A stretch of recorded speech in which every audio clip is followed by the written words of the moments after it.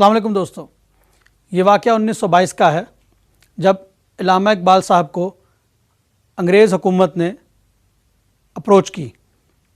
उनके कुछ नुमाइंदे अल्लामा साहब को मिलने आए और अल्लामा साहब से कहा कि हम आपको सर का टाइटल देना चाहते हैं ब्रिटिश गवर्नमेंट की तरफ से। तो अल्लामा साहब ने कहा कि मैं ये टाइटल एक्सेप्ट करूँगा, लेकिन जब तक आप मेरे उस्ताद मोहतरम सैयद मीर हसन साहब को कुछ नहीं देंगे, कोई खिताब नहीं देंगे, तब तक मैं ये टाइटल एक्सेप्ट नहीं कर सकता।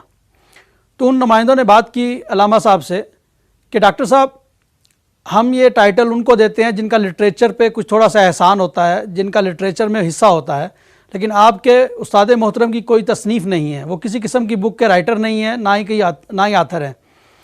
तो अल्लामा साहब ने कहा कि यार, क्या आपको मैं नज़र नहीं आता?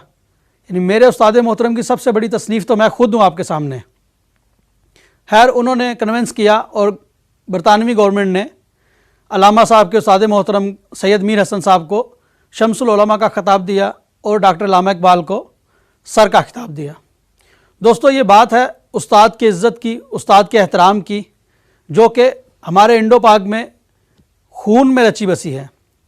हमारी कल्चर, हमारी मट्टी, हमारा खून, ये सब हमें उस्ताद की इज़्ज़त करना सिखाता है।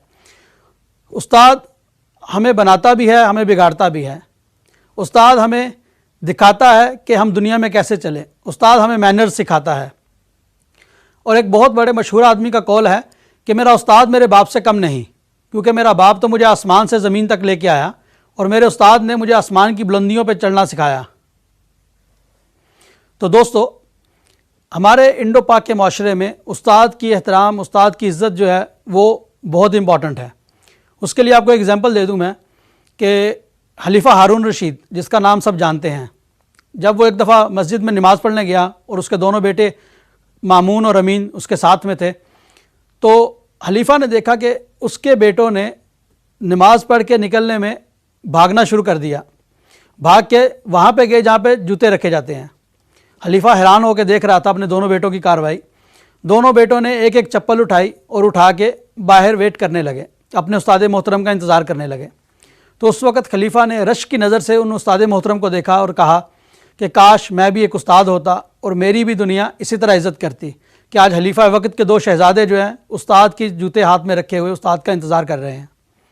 तो दोस्तों, उस्ताद की इज़्ज़त हमारे ईमान का जुज़्व भी है।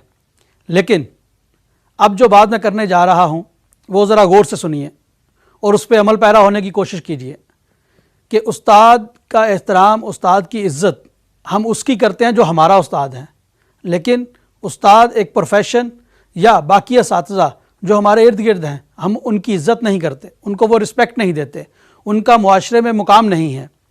आप हमारी बदकिस्मती का ये अंदाज़ा लगाइए कि जब दुनिया में, स्पेशली पाकिस्तान में, जब दुनिया के हर काम से बंदा नाकाम और नामुराद वापस लौटता है तो उसका दिल करता है कि मैं टीचर बन जाऊँ। यह है हमारे उस्ताद का मुआशरे में मुकाम। या औरतें, लड़कियां घर में बैठे बोर हो रही होती हैं तो वो उठ के प्राइवेट स्कूल में जॉब करने चली जाती हैं एज ए टीचर की। तो इसलिए दोस्तों, हमें चाहिए कि हम मुआशरे में उस्ताद के किरदार और उस्ताद के मुकाम पे तवज्जो दें, उनको उनका खोया हुआ मुकाम हासिल करने में मदद दें। क्योंकि आप देखें, जितने भी तरक्की पसंद ममालिक हैं, महज़ब मुआशरे हैं, उनमें उस्ताद की इज़्ज़त बहुत ज़्यादा है। और वो सिर्फ अपने अपने उस्ताद की इज़्ज़त नहीं करते, वो ओवरऑल असातिज़ा के जो प्रोफेशन को इज़्ज़त की नज़र से देखते हैं और उनकी इतनी ही रिस्पेक्ट करते हैं जितनी वो अपने माँ बाप की करते हैं। इसकी एग्जांपल मैं देता हूँ आपको जापान की, कि जापान में अगर कोई बच्चा, कोई स्टूडेंट किसी अनलॉफुल एक्टिविटी में पकड़ा जाता है तो पुलिस उसके पेरेंट्स से पहले उसके उस्ताद से कांटेक्ट करती है, उसके उस्ताद को बताती है कि भाई आपके स्टूडेंट ने ये किया। ये है एक उस्ताद का मुआशरे में मुकाम। इसी तरह आप अमेरिका में चले जाएं तो 10 में से 4 पेरेंट्स ये चाहते हैं कि उनके बच्चे बड़े होकर टीचर बने, प्रोफेसर बने, लेक्चरर बने। यानी कि वो चाहते हैं कि हमारा बच्चा जो है वो इस इज़्ज़त वाले प्रोफेशन में शामिल हो, जबकि हमारे यहाँ उल्टी गंगा बहती है। हम लोग जब सब जगह से नाकाम होते हैं तो हमें उस्तादी याद आती है, हम लोग टीचर के पास जाते हैं। इसकी मिसाल मैं एक आपको देता हूँ उस्तादों की इज़्ज़त की, कि इशफाक अहमद खान साहब ने PTV पे एक दफ़ा प्रोग्राम में फरमाया था, अपने जाविया प्रोग्राम में, कि एक दफ़ा जब वो इटली में प्रोफेसर थे तो उनको ट्रैफिक का फ़ाइन आ गया चालान कट गया उनका, लेकिन बावजूद कुछ मजबूरियों के वो ना जा सके।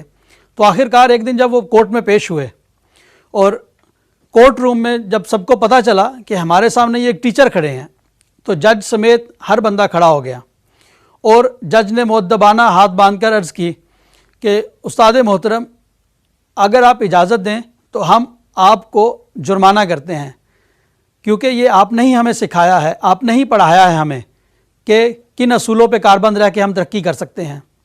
खैर, जब वो जुर्माना पे हुआ उसके बाद इशफाक साहब जब अपने कोर्ट रूम से बाहर निकले तो जज समेत बहुत से लोग उनके पीछे थे और ये निदा आ रही थी, a teacher in the court, a teacher in the court. तो दोस्तों, ये है उन तरक्की याफ्ता ममालिक की वजह, उनके तरक्की याफ्ता होने की। हमें इस पे गौर करना चाहिए, हमें इस पे जो है वो कोशिश करके इस पे अमल पैरा होना चाहिए कि हम किस तरह अपने असातिज़ा को इज़्ज़त और एहतराम की नज़र से देखें, उनका इज़्ज़त और एहतराम जो है वो माशरे में बहाल करें। सबसे लास्ट में मैं एक बात कहना चाहूँगा जो मेरे बहुत करीबी दोस्त ने मुझे कहा है। वो कहता है अक्सर, अभी वो माशाल्लाह बहुत पढ़ा लिखा है और बहुत अच्छी पोस्ट पे फायज़ है, तो वो अक्सर कहा करता था, काशिफ अमान, उस्ताद वो चीज़ है जिसने मुझ जैसे पढ़ने लिखने से भागने वाले बंदे को भी पढ़ा लिखा दिया, और आज मैं जिस मुकाम पे हूँ ये सब मेरी उस्ताद की काविशों का नतीजा है। और दोस्तों, कोशिश करें कि हम असातिज़ा की मुआशरे में इज़्ज़त को बहाल करें और उनको वही रुतबा दें जो हम अपने पेरेंट्स को देते हैं। शुक्रिया।